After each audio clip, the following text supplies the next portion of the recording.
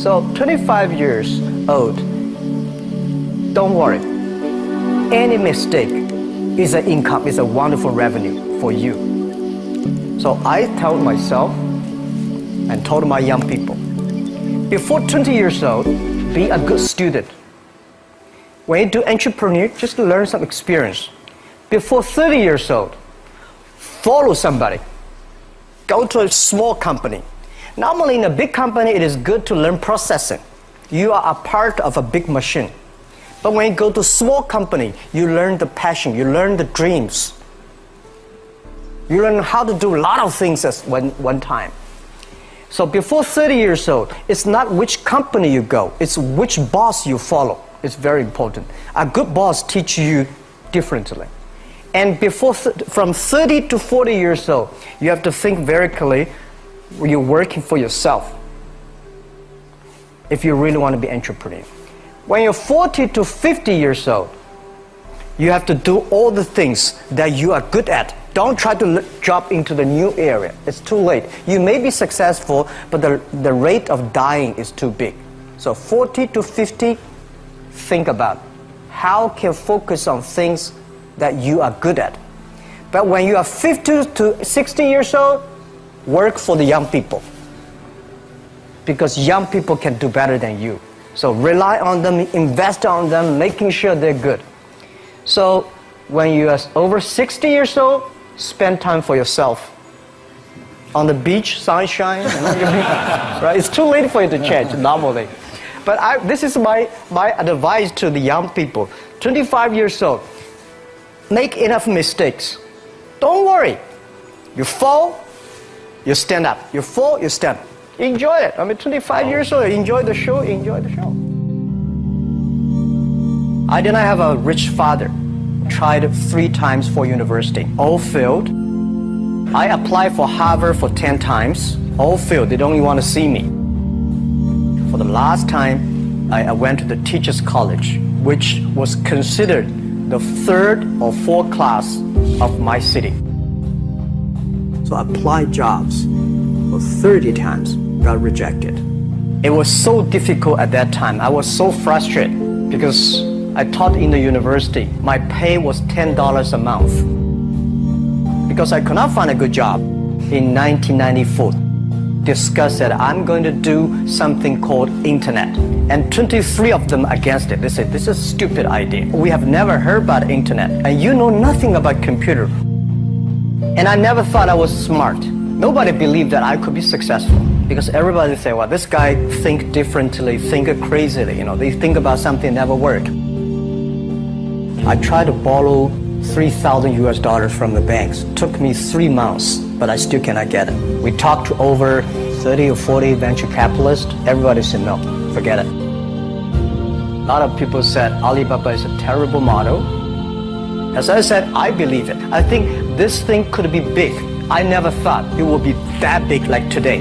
But I believe that something is waiting for me there. And I have to work hard to prove myself. That was the tough experience. So we gathered $50,000 from 18 founders. We started.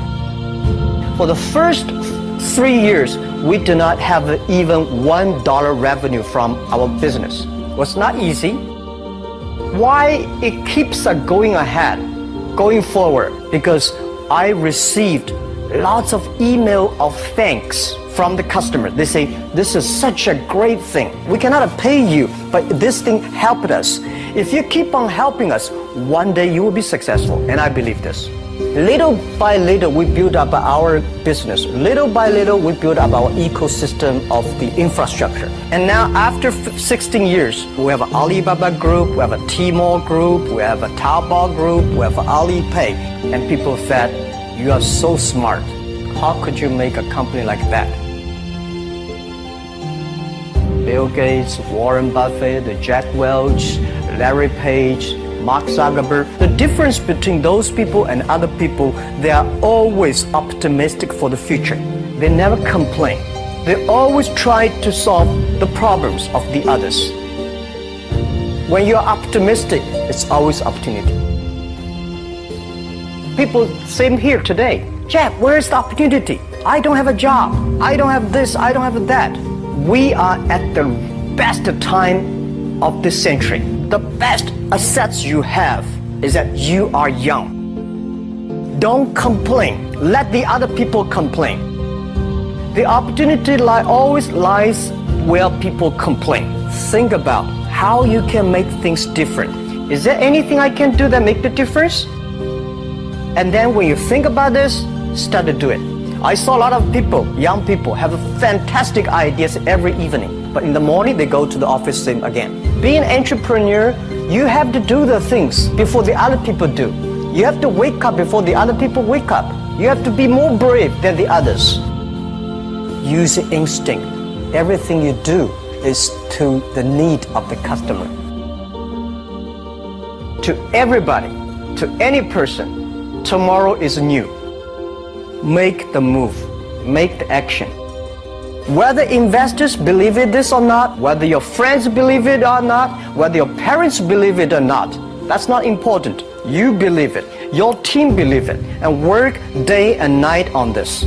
That's how the things happens. Make enough mistakes. You fall, you stand up. Any mistake is an income, is a wonderful revenue. Don't worry about the money. Money follow the people. People should follow the dreams. If you have a dream, just to go ahead.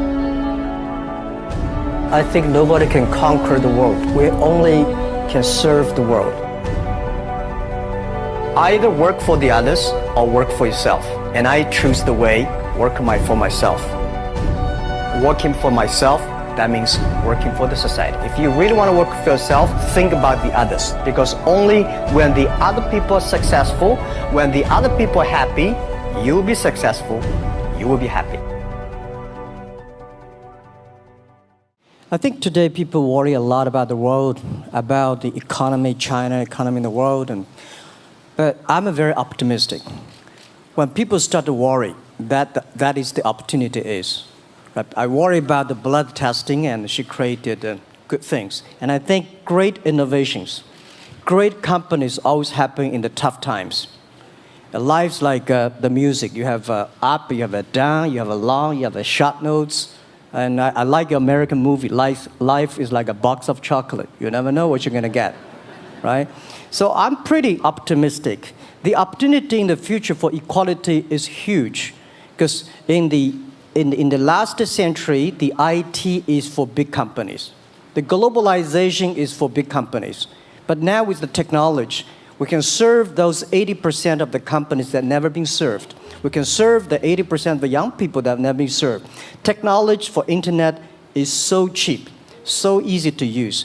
One of the reasons why we grow in China e-commerce so fast, much faster than the USA, because our infrastructure of commerce in China was too bad. When it is too bad, something happens and goes. Today, we are working on the rural areas of China. I can never imagine that China, about 800 million people still live in the rural areas, are farmers. And there are about close to 200 million people.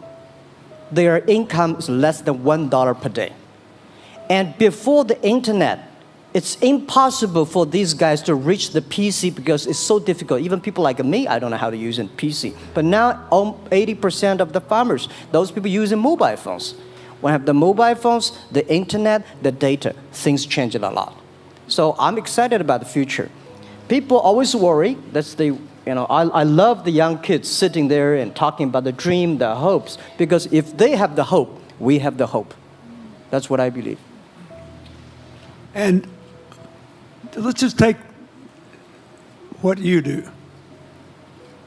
And I've loved every description I've ever heard about how you serve people, and your story about the bamboo farmers and your wife and her friends. It was fabulous. But where's this going? What are you going to do? What are your plans to maximize the use that people in remote rural areas of China can make of their cell phones besides ordering your products? How are you going to get it? Are you going to get them in the banking system through cell phones? How? Well, we never know that we can grow so fast. In the past 5 months, we covered 4,500 villages. And these people, normally they use in very traditional way. It took them like we went to a rural area. It took the farmers 2 hours to walk to the downtown in the middle of the town and buy things. But today, because the mobile phone, and we can deliver things to their home, to their village within 72 hours. I remember last week I read a very interesting thing. This is amazing. There is a girl, she told me a story. She said her grandfather, 92 years old birthday. And for his life, he always wanted to try one Western style food. But he lived in the rural areas. There's no such restaurant food. So she said, I tried on the internet, book a restaurant dinner for Western food, delivered to that village. And they finally immediately find one restaurant. There are 3 guys. They took like a 3 days bus from Shanghai to that village, made an Italian spaghetti and beef for them for the 92 years old birthday. And whole village was excited. Everybody started, wow, you can order food, Western style food. So buying almost everything. And also we're helping, there are a lot of farmers, they plant a lot of apples, great apples. But 90% of the apples rotted because there's nobody buy them. They normally buy by track. If you sell the apples, they sell whole track. And using the traditional way, they can sell by whole basket of the apples. But now, because of the internet, they sell by one. Each apple, they sell $1. Or 1 RMB or 2 RMB for each. So the farmers see using internet, they can buy and sell using the mobile phone. That changed their lives. And I think it's exciting. And people need examples when they see, my neighbor made money through online to selling things. My neighbor buy much interesting things online. People start to learn. And more people start to buy the mobile phones. We cannot make all the mobile factories to sell phones to them. Only they know the mobile phone really works, helping change their lives, they start to buy the mobile phones. Just one more question. And then, do you think this will make the current problems like the current problem in China less likely? That is, if we'll have more market information and the market will drive where the investment goes instead of the government trying to make judgments about, I better build another housing development or office development here, there, yonder, and you wound up with a bubble. Well, if it comes from the bottom up, is it more likely that fewer bad things will happen? Yeah, I think last week I was in Seattle discussing about the China economy. I think you American people worry too much about the China economy. Well, you see, every time when you start to worry about China goes better. Every time you think China is in problem, we'll get better. But when you have to say, you have a high expectation of China always a problem. Like parents have the expectation of the kids, are the same. But there's a big difference between American consumption because people say, the economy is bad, so China consumption will be good low. No, totally different. You Americans love to spend tomorrow's money. And the other people's money, maybe. Or maybe the children's money. We Chinese love to save money. We are probably the largest country, the safe deposit in the whole world because we've been poor for so many years. When we make money, we put in the banks because someday we know the disaster is coming, so we can spend the money. So when the economy is bad, we still have the money to spend. You guys probably don't. You worry. And the second thing is that China been focusing on developing for the past 30 years.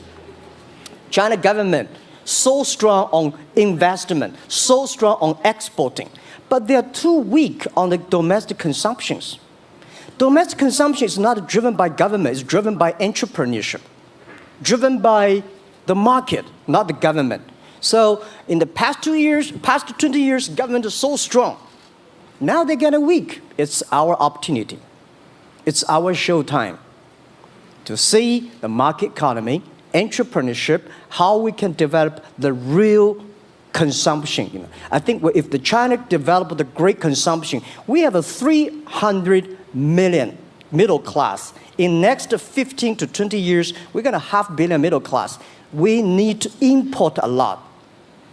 So when we start to import, that's a great. I worry a lot when we export. When we export, we got a terrible sky, we have a terrible water, we have a terrible environment. When we start to import, we got to be better. So that's all the great opportunity, guys. Be happy about that. I'm serious. I agree with that. I'm serious. Yeah.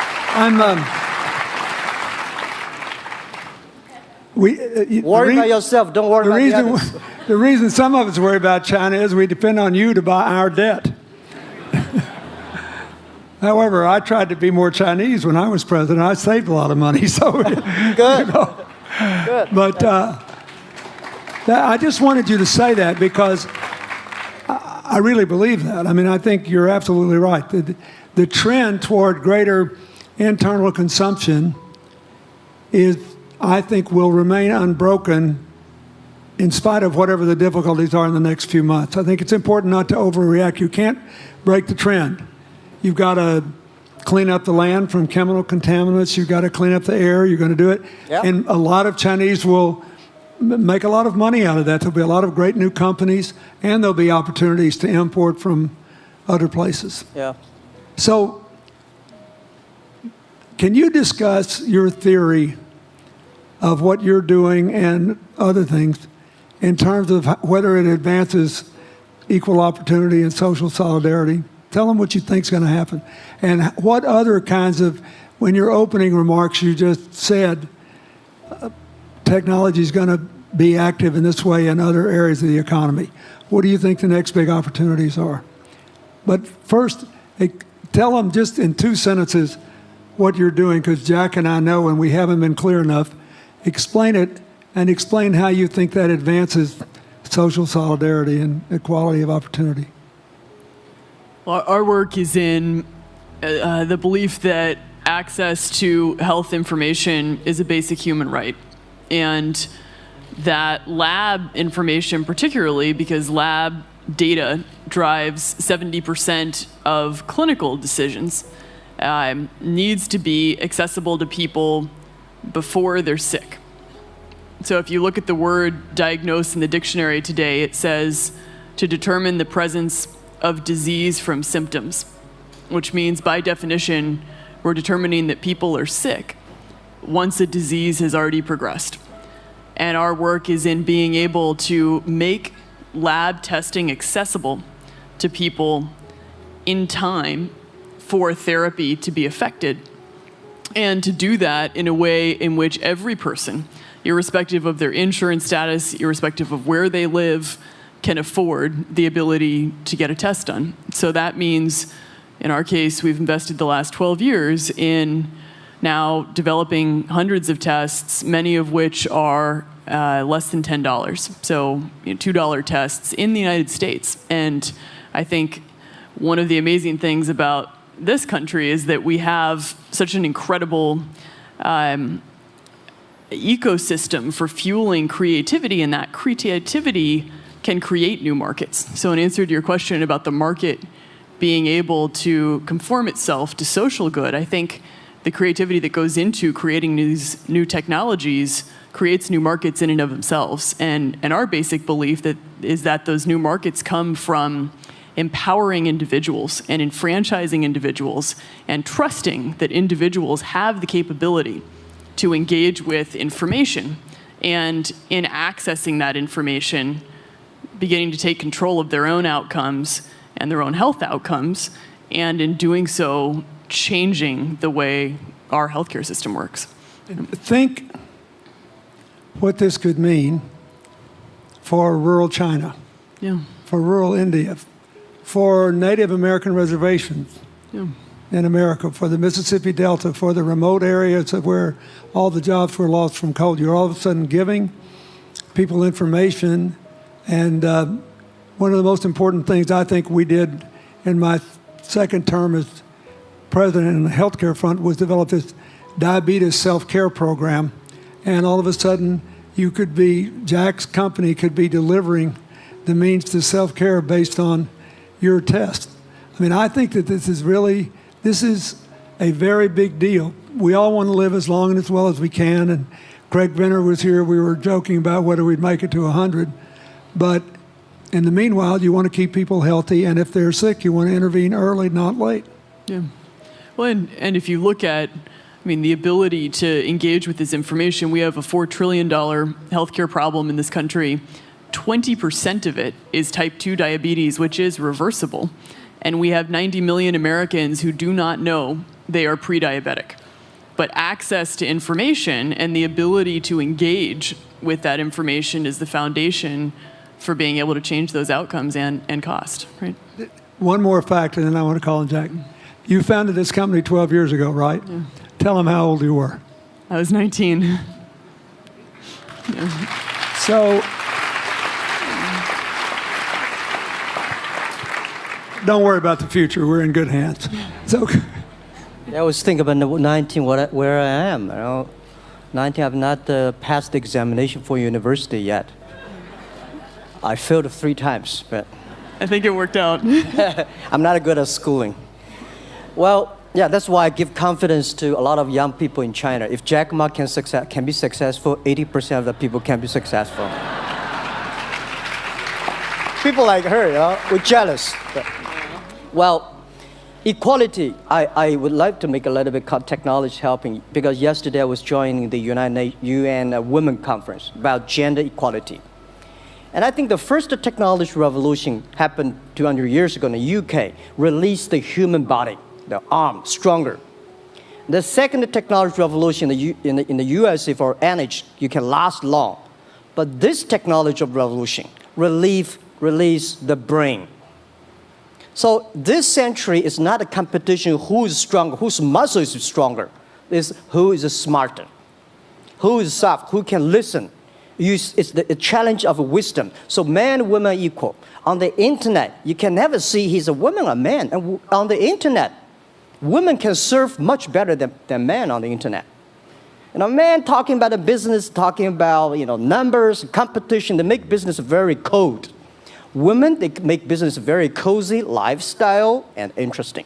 50%, more than 50% of our shop owners, more than 5 million shop owners are women. And people love that. This is a great thing. I see that this century, we see more and more women leaders, on the state leaders, presidents. In the future, we're going to General Secretary of the United Nations should be a woman leader. And this is the great century for equality. And I feel excited about that. Let me ask you, we're almost out of time, but one of the things that we haven't talked enough about here, and not just here, but generally, is whether the leapfrogging we saw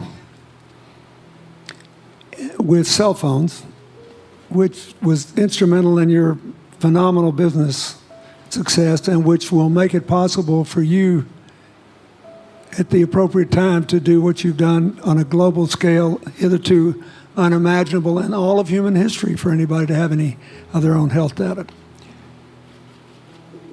We've seen examples, but not the kind of dramatic penetration we need with energy and clean energy and in short enough time to avoid the worst consequences of climate change. So do you believe that, your country has done more than anybody else to try to put up solar panels, and some of your companies went broke because you overdid it, right? But beforehand, and you got to work out the phase out of the coal, the phase into the sun and all that. Meanwhile, Africa, which is growing like crazy because of the cell phone in no small measure, and has 6 of the fastest growing countries in the world, still has vast swaths of its land totally dark at night. Do you believe that it's possible for us to scale up with distributed solar power rather than centralized as quick as we did with the cell phone? And if so, and if that were your business, if you had to quit what you're doing today and start there, how would you do it? And how would you do it? Very first, I know that.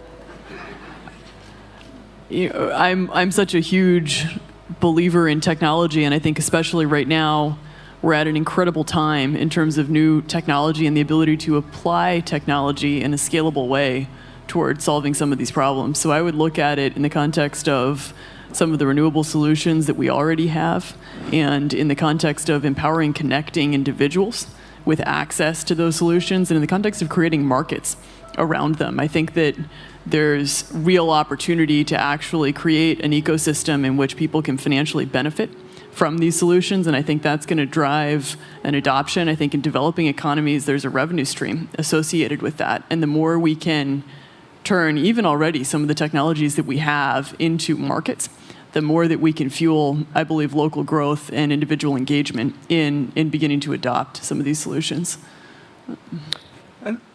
Just related to that, Jack, you answer it, and then I'll ask you one final question. Yeah, I am a strong believer that technology can make world much better, because people say China economy is getting slower. I'm happy about the 7%, even 5%. Even 5% of the GDP of the number of China, of the second largest economy, is big enough. But you don't expect China to keep on growing 11%. Because like one human body, when you're 1.8 meters tall, you cannot keep on like a 10% growth every year. You have to grow the quality, your mind, the wisdom. So I think China needs new technology to solve these problems, and which today the data, the clean technology, all these things that China is supposed to do, if we keep on the tradition, the old ways, we'll go nowhere. This is why I feel excited, because people ask me, what is your dream now? Because I never thought I would be today.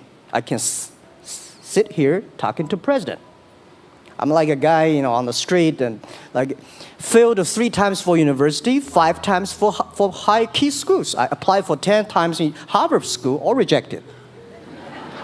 I never thought, because of the technology, because the internet gave me this opportunity. So I think when I retire, I don't want the Chinese people have a terrible water to drink, unsafe for food, and the money we make all spent in the hospital. That's disaster.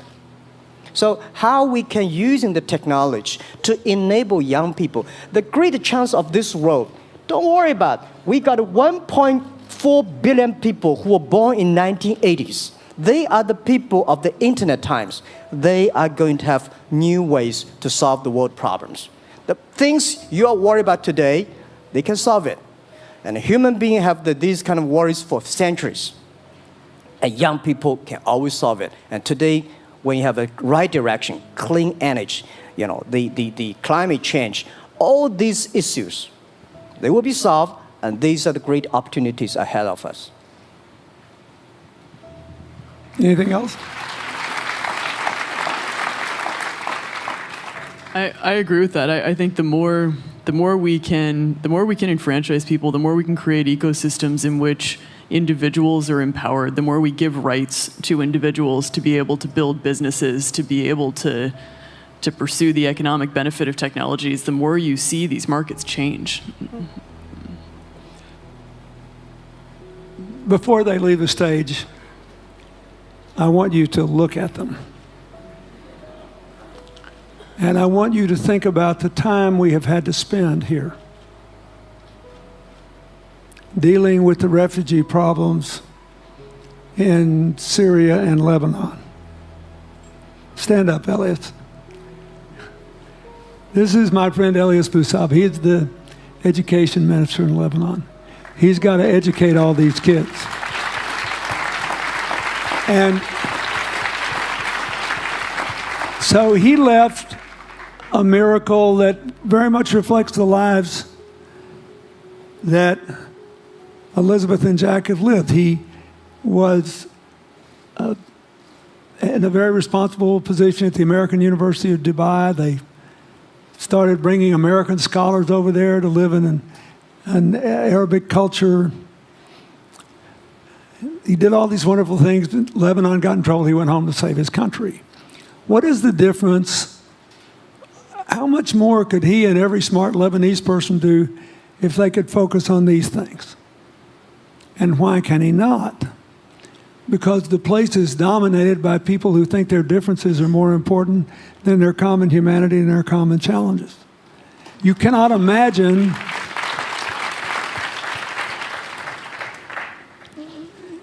Jack Ma is proud of being Chinese. I like that. He never hid it. He's happy about it. I'm proud to be a global citizen too. Yeah. Yeah. And I imagine Elizabeth's proud to be a blonde-haired, blue-eyed American techno whiz from Northern California. Yes. But they don't, not a word either one of them has said has defined the meaning of their lives or the direction of their work with negative reference to someone else. My friend Dikembe Mutombo, stand up. No, you don't have to stand up. It'll hurt you too much. You're an old man. My 7'2" tall friend was just inducted into the National Basketball Association Hall of Fame. And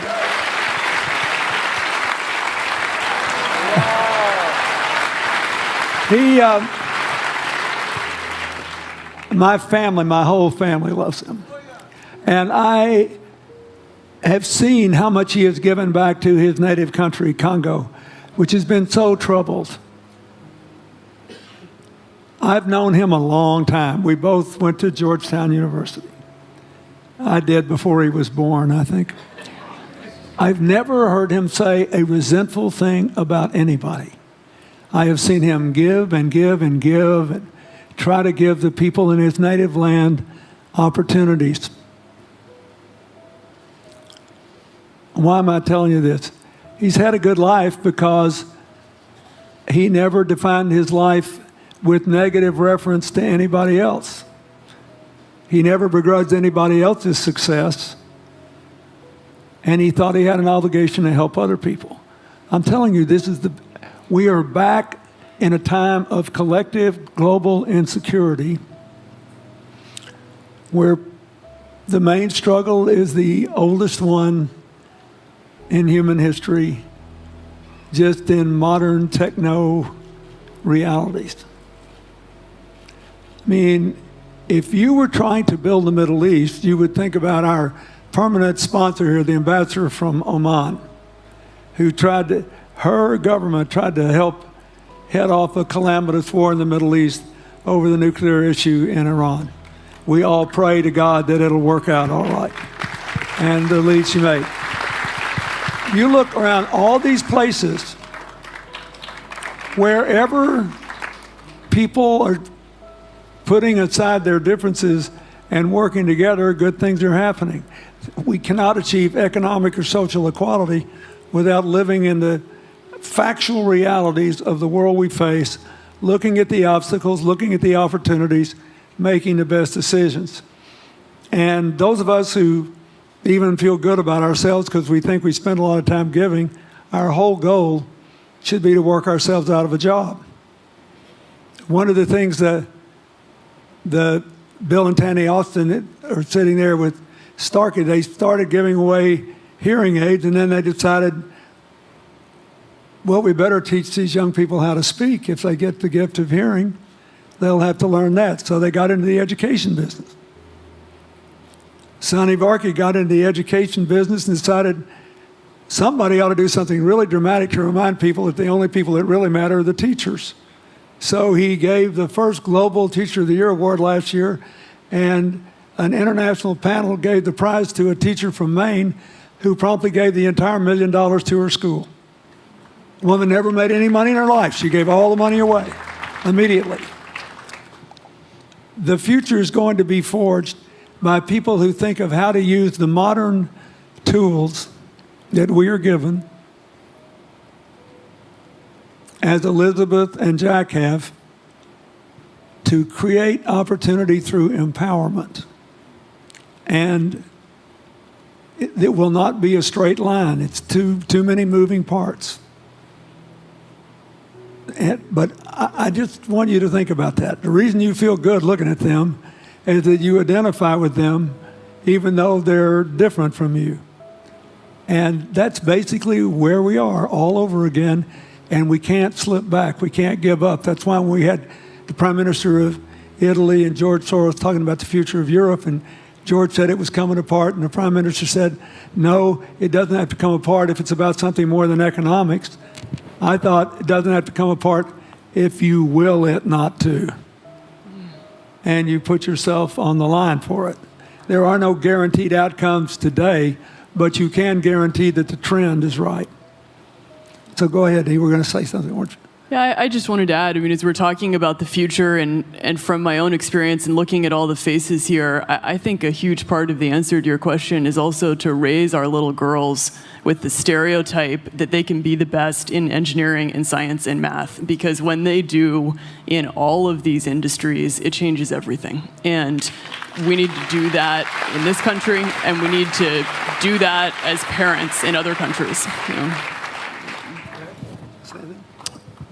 Yeah, I was thinking about if what you say. I think about when you talk about problems, you normally it's like a politician. When you talk about opportunities that the business people, I was thinking about how we can using all the problems that change the problem become the opportunity. And I don't know. I just feel excited when people talk about problems. I think think about if you can solve one of them, that's the chance. And today, nobody live in this century has so many opportunities and so many tools they can use to change other people's life. And I think in the last century, which I call the IT time, this century is called the DT time, data technology. IT is to empower yourself, make yourself strong. DT is to empower the others. When you empower the others, you empower your future and yourself. So when I listen to you talk, I agree, and I think that's why we were born in this century. That's why how we can use the internet to help more people. Let's give him a hand. Thank you.